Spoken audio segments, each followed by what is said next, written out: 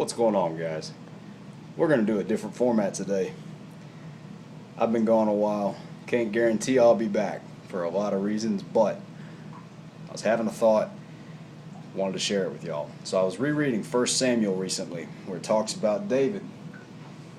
And in case you've never read anything in the Bible, David's kind of a big deal. David is also classified by most historians to be a very successful warrior. But he's also directly involved in the bloodline lineage of Jesus, so that makes him a pretty notable figure, right? So David also, though, has a very violent life that doesn't actually start off that way. David is called to be the king while there's another king, right? So there's a lot of conflict there. There's a lot of conflict going on when he's being discovered. And in that discovery, he goes out and fights a man by the name of Goliath that is kind of not even really a man. There's a lot of arguments about whether he's, a Nephilim or whatever. Either way, the man was classified as a giant, huge individual. David was not. And there's some good tactical discoveries in the fight between David and Goliath. Made a list for you. To start with, David did not go looking for a fight. Okay? David happened upon a fight. David was sent by his father Jesse to take food to his brothers who were at war. They were actively at the battlefield where Goliath was located. Okay? So David was sent kind of on a service mission. He arrives, finds that, wow, there's this guy named Goliath calling out my people and totally dissing my God. Okay? But he didn't go looking for the fight. Next, David prepared himself with training and experience for the eventuality of that fight. David was a shepherd, literally in the field tending sheep. There's a lot of reference in the Bible about being a shepherd. Okay, Jesus talked about being the good shepherd.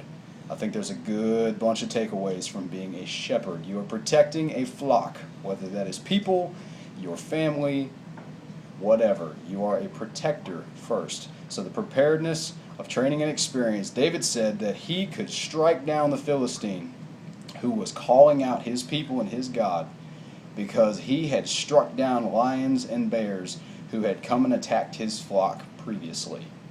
David knew, based on training and prior experience, that he could do the same to this Philistine.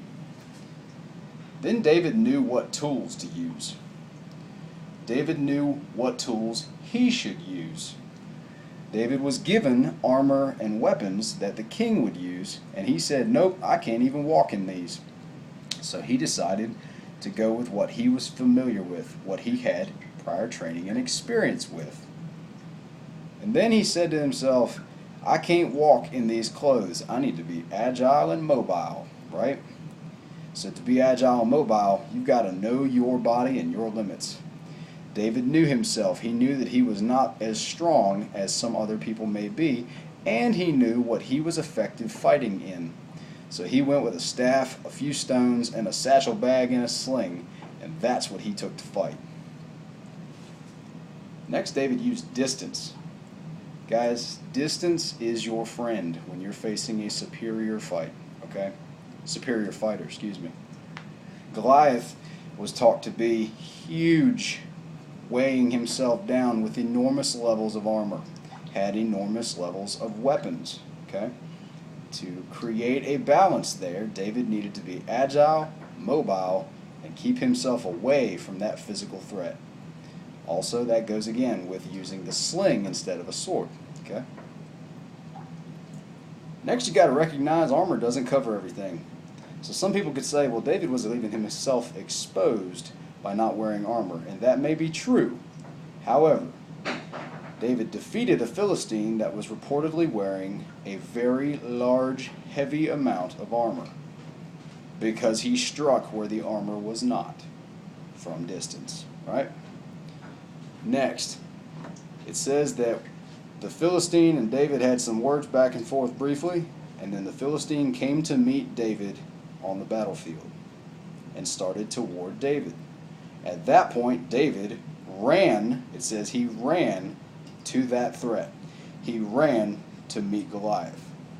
So David did not go looking for that fight. But when the fight came to him, he ran to meet it head on. And then finally, the warrior is the weapon. David knew what tools to take, but David knew that he, with God, was the warrior. Right? So David took inadequate weapons, inadequate tools, inadequate gear, and he defeated somebody who was pretty much a lifetime warrior of superior strength and capability. He defeated them because he knew his own limitations, he knew what he had done before, and he knew how to beat his opponent based on prior experiences and prior training to be a warrior. And lastly, one that I don't have on this list, you got to know what your mission is and who you're doing it for. So David wasn't just serving himself in that moment. David was serving his Father in heaven. He was also serving his Father on earth that took him to the battlefield in the first place. I think there's a lot to be learned from that. If you find yourself in a confrontation, make sure you analyze why you're there, why the confrontation may occur, is it worth it, and what are you fighting for? And then more, what are you going to fight with, right? Are you fighting with tools? Are you fighting with your mind? Are you fighting with your experiences? Or a combination of all of it to be the warrior? All right, guys. See you later.